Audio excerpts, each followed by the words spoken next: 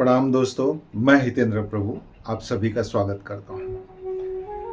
आज हम एक ऐसे टॉपिक पे बात करेंगे जिस समस्या से ज्यादातर लोग, मैक्सिमम लोग इस समस्या से परेशान रहते हैं। और वो समस्या है कि हमने इतने मंत्र जप किए, हमने इतना पूजा पाठ किया, हमने लाख मंत्र जप कर लिया, हमने 10,000 मंत्र जप कर लिया, हमने 1.25 करोड़ मंत्र जप कर लिया, लेकिन हमें जो है फिर भी हमारी समस्या का समाधान प्राप्त नहीं हुआ या हमारे मन की इच्छा पूर्ण नहीं हुई। तो दोस्तों, इस बात को लेकर जो मैं आज आपके लिए समाधान लेकर आया हूं, इस वीडियो को यदि आप ध्यान से सुनते हो तो मेरा यकीन मानिए इस समस्या का समाधान यानी कि सॉल्यूशन आपको जरूर मिल जाएगा। अक्सर होता क्या है कि देखिए, हम लोग जब से समझदार हुए हैं, पूजा पाठ करने लगे हैं, चाहे हमारे संस्कार हो, हमने सीखा हो, जाना हो, लेकिन हम जो गलती करते हैं मंत्र जप के अंदर या पूजा पाठ के अंदर, उसे यदि आप समझ लेंगे तो मेरा यकीन मानिए पिछले कई सालों से, कई वर्षों से आप पूजा पाठ कर रहे हो या मंत्र जप जो कर रहे हो उसका फल आपको प्राप्त नहीं हुआ है ना, तो जिस टेक्निक से मैं आपको समझाने का प्रयत्न कर रहा हूं या जो टेक्निक मैं आपको समझा रहा हूं उसे यदि आप समझ लिए तो पिछले कई सालों से जो आपने मंत्र जप किया है उसका भी फल आपके सामने कुछ ही महीनों में आपके सामने आ ही जाएगा। फल यानी कि आपके कार्य, आपकी इच्छा, आपकी मनोकामना पूर्ण होने लग जाएगी। देखिए, होता क्या है कि हम जब भी कोई मंत्र जपते हैं तो हम उसे 3 प्रकार से जपते हैं। एक होता है वाचिक, जो आज मैं तुमसे बात कर रहा हूं वो वाचिक है, यानी कि हम जोर से उस चीज को बात कर रहे हैं ताकि मैं बोल रहा हूं मुझे भी सुनाई दे रहा है और बाजू में यदि 2-3 जन खड़े हैं तो उनको भी ये मेरी बातें सुनाई दे रही है, उसे वाचिक जप कहते हैं। दूसरा प्रकार का जो जप होता है उसे उपांशु जप कहते हैं। उपांशु जप का मतलब होता है ना, हम मन ही मन बोलते हैं, थोड़ी सी आवाज करते हैं, हम बोलते हैं, हम ही सुनते हैं, जैसे ओम नमः शिवाय, ओम नमः शिवाय, ओम नमः शिवाय, ये उपांशु जप हुआ। हम बोलते हैं, हम ही सुनते हैं, दूसरे को किसी को पता नहीं चलेगा कि ये कौन सा जप कर रहा है, उनको खाली गुनगुन आवाज आएगी, वो होता है उपांशु जप। और तीसरा होता है मानसिक जप, जिसमें आपकी जिह्वा नहीं हिलेगी, आपके होठ भी नहीं हिलेंगे, सिर्फ मन ही मन आप उसका मंत्र जप करोगे। अब ये सब बताने का कारण इसलिए है कि इसी बात से आपको, इसी संदर्भ को लेकर मैं आपको समझाना चाहता हूं कि आप या हम सब लोग कहां पे गलती करते हैं या कहां हमारी चूक हो गई जिसका फल, मंत्र का पूर्ण फल हमें प्राप्त नहीं हुआ। तो देखिए दोस्तों, बात ऐसी है कि हमारा जो स्वर यानी हमारी जो सांस है, वो ही स्वर ही हमारा ईश्वर है। तो हमें हमारे स्वर को, हमारे शरीर में जो हम इनहेल करते हैं, सांसों को जब अंदर खींचते हैं तो हम ब्रह्मांड की ऊर्जा को अपने अंदर खींचते हैं। ये बात अलग है कि हम लोग उस तरह से सोच नहीं पाते, समझ नहीं पाते। एक परमात्मा ने एक सिस्टम दिया है, बस उसी सिस्टम को जाने अनजाने में हम कंटिन्यू रखते हैं और वही हमें जीवन देता है। हमारी सांस लेने के लिए हमको याद दिलाना नहीं पड़ता है, सांस बाहर निकलने के लिए हमें याद नहीं दिलाना पड़ता है। वो एक ऑटो सिस्टम है जो चलते ही रहता है, वो प्राण के द्वारा, वायु के द्वारा वो स्वयं चलित है। बस उसी के ऊपर यदि ध्यान दे दिया जाए, यानी आप जब भी कोई मंत्र जप करो, अक्सर होता है, मैं कई लोगों से मिला हूं पिछले 25 सालों के अंदर, वो अक्सर ये कहते हैं कि हम तो चलते बैठते उठते फिरते ट्रैवलिंग में कंटिन्यूस मंत्र जप करते हैं या हनुमान चालीसा करते रहते हैं या अन्य स्त्रोत पढ़ते हैं, कोई मंत्र, देवी माँ का मंत्र हो, भोले बाबा का मंत्र हो, किसी भी तरह का मंत्र हम जब कंटिन्यूस करते रहते हैं, चाहे नवग्रह के मंत्र क्यों ना हो।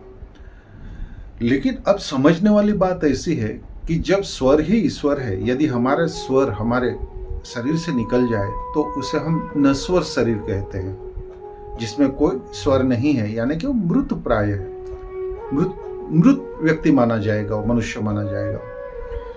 तो हमने क्या करना है कि जब कोई भी मंत्र हो तो उसे आप जब सांस इनहेल करते हो, अंदर लेते हो, चाहे आपकी कोई भी सांस चल रही हो, ईड़ा पिंगला अर्थात चंद्र या सूर्य नाड़ी जो भी आपकी चल रही हो, किसी भी स्वर चल रहा हो, चाहे ये चाहे वो, तो इसमें ऐसा होता है कि जो लेफ्ट साइड का जो स्वर होता है वो ईड़ा होता है और राइट साइड का जो स्वर होता है उसे पिंगला कहते हैं और मध्यमा को हम सुषुम्ना कहते हैं, वो काल होता है।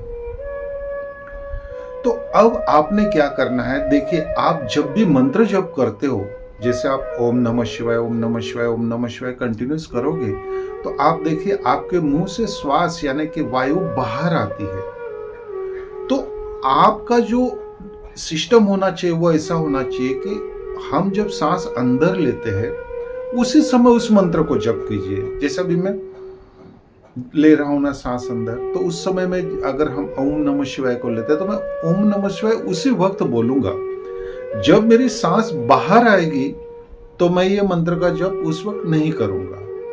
देखिए ऐसा तो सोहम जो जप लेते हैं वो सांस अंदर और बाहर के साथ गिनती करते हैं, बट वो अजपा जप है। मैं उसकी बात नहीं कर रहा हूं, मैं मंत्र जप की स्पेशली कर रहा हूं। सोहम सार्वभौमिक मंत्र है, वो शिव जी से मंत्र है, वो अलग रहस्य की बात है, उसमें आप उसको यहाँ पे मत जोड़िएगा। तो अब आपने क्या करना है कि जब भी आप सांस लो तब आपको ओम नमः शिवाय या आपका इष्ट मंत्र आपने जप करना चाहिए, लेकिन होठ और जिह्वा आपकी हिलनी नहीं चाहिए। यह है मूल रहस्य की बात। तो आप जब बाहर सांस निकालो ना उस समय मंत्र को मत जपिए, यानी सिर्फ आप सांस इनहेल करो तभी ही मंत्र जप होना चाहिए आपका।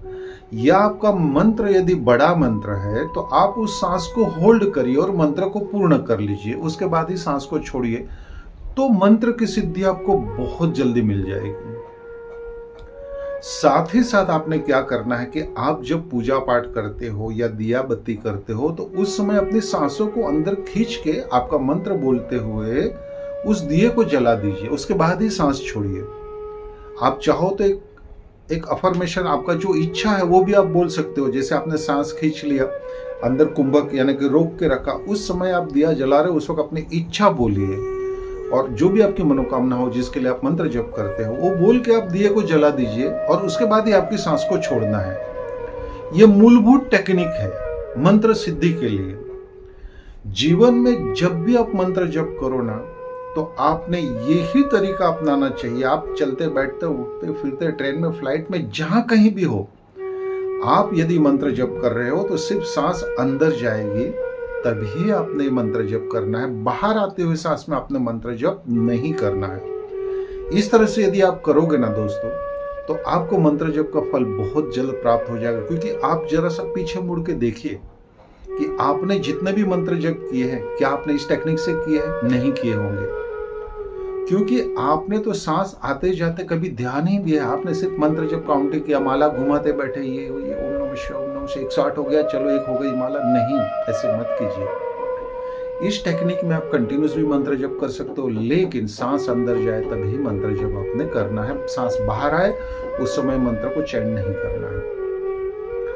दूसरी टेक्निक, अगर मैं इसी के साथ आपको एक बहुत महत्व की और एक टेक्निक बता देता हूं, यदि आप इसे सुन लोगे तो जीवन में सदा ही सफल रहोगे। देखिए मुसीबत सबके ऊपर आती है, बट वो मुसीबत के अंदर आपको रास्ता मिल जाएगा, कोई ना कोई मार्गदर्शन मिल जाएगा, कोई अच्छा इंसान मिल जाएगा, कोई अच्छे डॉक्टर मिल जाएगा। अगर आप बीमार हो, आपको किसी सहायक की जरूरत है तो सहायक मिल जाएगा, भगवान का मार्गदर्शन आपको मिल जाएगा। ये टेक्निक यदि आप अपनाओगे, देखिए यदि आप देवी माँ का मंत्र जप करते हो तो आपने लेफ्ट नोस्ट्रिल से ही सांस लेनी चाहिए ज्यादा से ज्यादा, क्योंकि लेफ्ट नोस्ट्रिल जो है वो चंद्रमा है। तो देवी माँ को यदि आपको सिद्ध करना है, देवी माँ का मंत्र जप को सिद्ध करना है, तो लेफ्ट नोस्ट्रिल से आपको सांस आए तब जप करना चाहिए।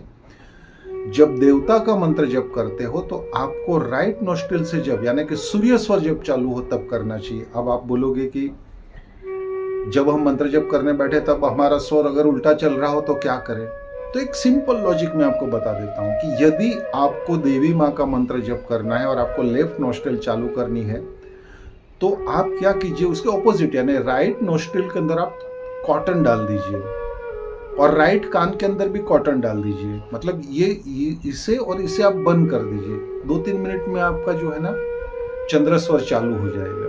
आप मंत्र जप की शुरुआत कीजिए, उसे लगे रहने दे। जितनी देर आप मंत्र जप साधना करते हो उतनी देर उसे रहने दीजिए।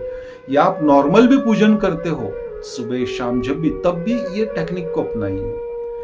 यदि आप देवता का पूजन करते हो, शिव हुए, हनुमान जी हुए, विष्णु भगवान हुए, तो आपने सूर्य स्वर में उनकी साधना आराधना और मंत्र जप करना है। तो सूर्य स्वर चालू रखने के लिए आपने क्या करना है कि लेफ्ट नोस्ट्रिल में और लेफ्ट कान के अंदर आप कॉटन या कापूस या कोई कपड़े से उसको बंद कर दीजिए। तो 2-3 मिनट में ही आपका सूर्य स्वर चालू हो जाएगा। तो सूर्य स्वर जब चालू हो तो देवताओं का पूजन करने से, मंत्र जप करने से आपको सिद्धि बहुत ही जल्दी प्राप्त हो जाती है। यदि आपको ये बात पता हो तो बड़ी खुशी की बात है, लेकिन मैं समझता हूँ बहुत से लोगों को इस बात का अंदाज नहीं है। तो मेरी ये बात समझकर आगे के जीवन में मंत्र जप, पूजा पाठ या आप जो कुछ भी करते हो, साधना, आराधना, व्रत, उपवास जो भी करते हो देवी देवताओं का, तो एक तो सांस खींचकर मंत्र जप करें। दिया जलाते समय सांस को खींच लीजिए, मंत्र बोलिए, अपनी इच्छा बोलकर दिया को जला दीजिए, सांस को छोड़ दीजिए। और स्वर का ध्यान यदि रखोगे तो तत्व तो बहुत कभी मैं फिर वीडियो में समझाऊंगा कि जल तत्व क्या है, पृथ्वी तत्व क्या है, वायु तत्व क्या है, अग्नि तत्व किसे कहते हैं, कब चलता है वो मैं किसी और वीडियो में समझाऊंगा। लेकिन जीवन में सफलता पाने के लिए, अपने कार्य को साधने के लिए जितना आज मैंने बताया उतना ही आपको काफी है। उम्मीद करता हूं आपको मेरी बात शायद समझ में आएगी और आपने काफी देर तक मुझे सुना, इसलिए आपने स्थित परमात्मा को मेरा प्रणाम। जय श्री राम। ओम नमः शिवाय।